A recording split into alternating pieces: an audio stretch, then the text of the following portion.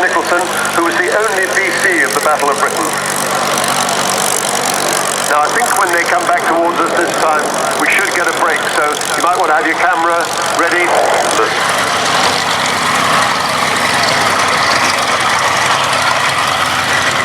The voice, I know it's the Buchon, but I'm going to call it the 109. This is, after all, a play.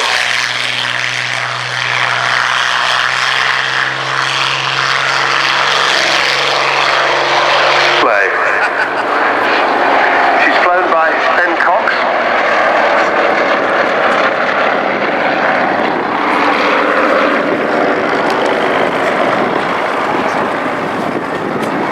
And it was 1935 when this aeroplane first flew, not beautifully and neatly retracted. 21 RAF units eventually got the Annie in coastal reconnaissance and also in search and rescue roles, more of our search and rescue theme here at Cosford today.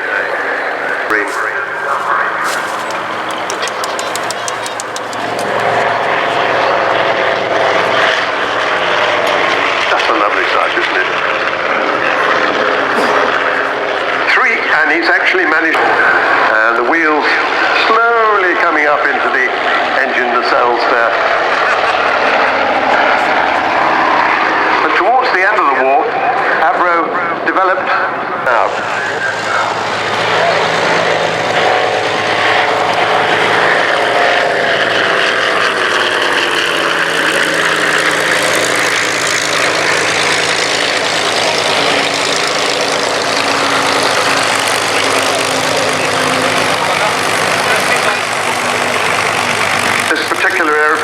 at the Avro factory at Yeadon, next to what's now Leeds Bradford Airport, built in 1950 and was in RAF service as a T-21 navigation trainer.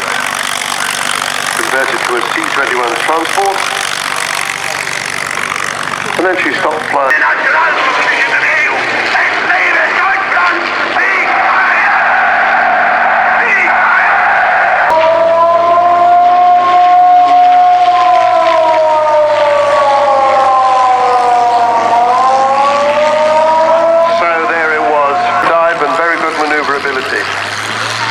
Although the cannon had better range and striking power than the British 8 machine guns.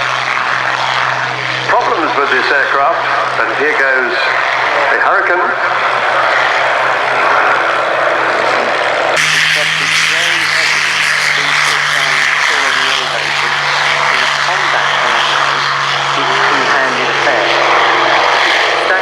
You can fly a Spitfire one-handed is very useful. Where a 109, you're pulling hard poundage on stick to keep the thing tight in combat. So it must have been very tiring for them. You'll be in a barrel if you don't watch out for the fighters. The environment inside a Messerschmitt is very tight, but it does make you think when you had the 6-foot, blonde, blue-eyed German, how he ever fitted in it, let alone go to combat, wearing flying clothing, parachutes, Mae West. Because they did and scrambled in the air, I just don't know.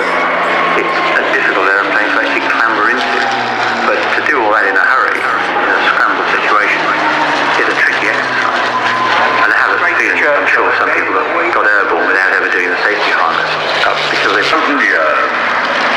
men will still say, this was their finest hour.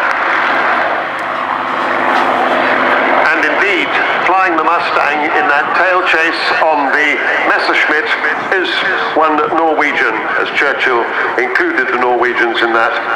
Pilot is Lars Ness, who is flying the Mustang, which belongs to the Norwegian Spitfire Foundation. And there is the sound of the Mustang, a very distinctive whistling sound.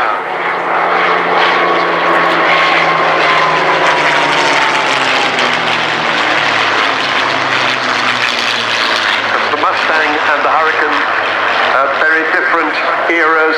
The Mustang. all our hearts go out to the fighter pilots, but we must never forget that all the time, night after night, our bomber squadrons travel far into Germany and inflict shattering blows upon the whole.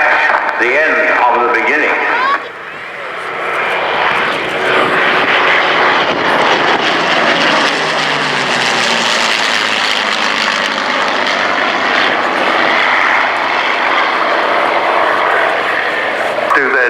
displays for us. They're doing them in a different order to what I had expected, which will slightly throw the proceedings out, but this is the Mustang doing its display first, the North American P51D Mustang.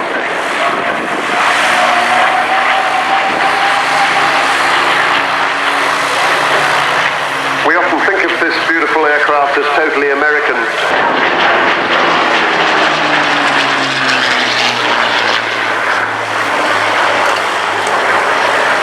This is a very historic, truly remarkable aeroplane. It's the only surviving Hurricane that actually flew and fought. Badly damaged in October 1940 over Dungeness.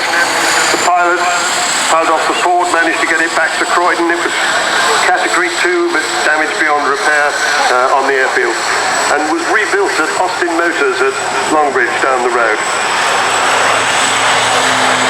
After the Battle of Britain, it went to Montrose near Aberdeen and became a combat training aircraft, flying up to 7 sorties a day. Damaged again, it hit a lorry on the runway, and then it was rebuilt again by Tailorcraft at Rearsby.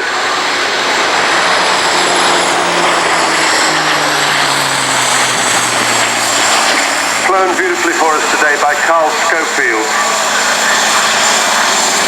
who I think is in his 70s.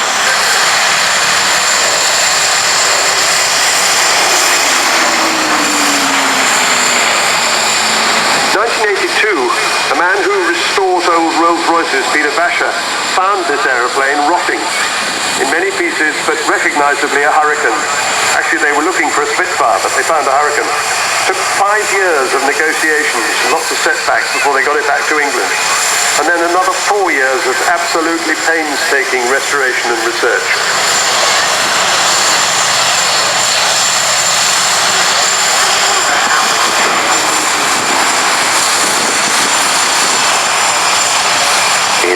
Hurricane particularly, all the coolant pipes and the radiator sits right underneath the pilot's seat, so it's absolutely boiling. So you have a choice. You can either be boiled up, or if you open the canopy, you can actually be gassed. Basically, you get masses of carbon monoxide coming in, and that's sucked into the cockpit. Is London, and this is John Snagg speaking. Under the command of General Eisenhower, Allied naval forces, supported by strong air forces, began landing Allied armies this morning. And everyone's going to hear the Mustang coming from around the corner because of that whistling noise, and it was unfortunate. And that's a fantastic way to arrive, no?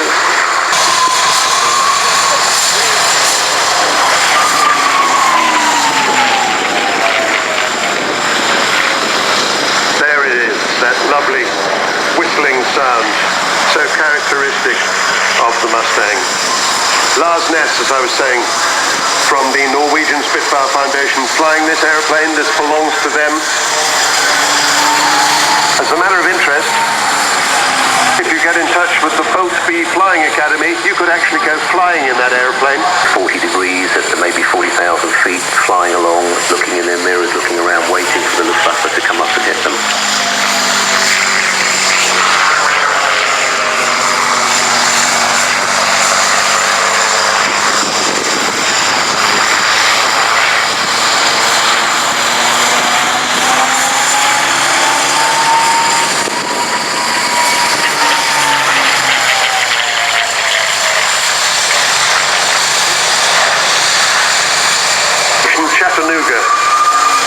Their job was to attack trains, particularly locomotives that might be supporting German troop movements.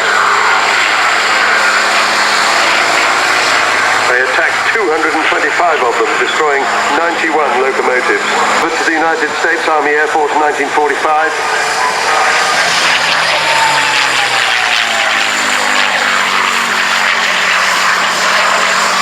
And it's now in the colours of... From Air Ministry Kingsway, deeply regret to inform you that your son is now reported to have lost his life as a result of air operations. Stop. Under Secretary of State, Air Ministry.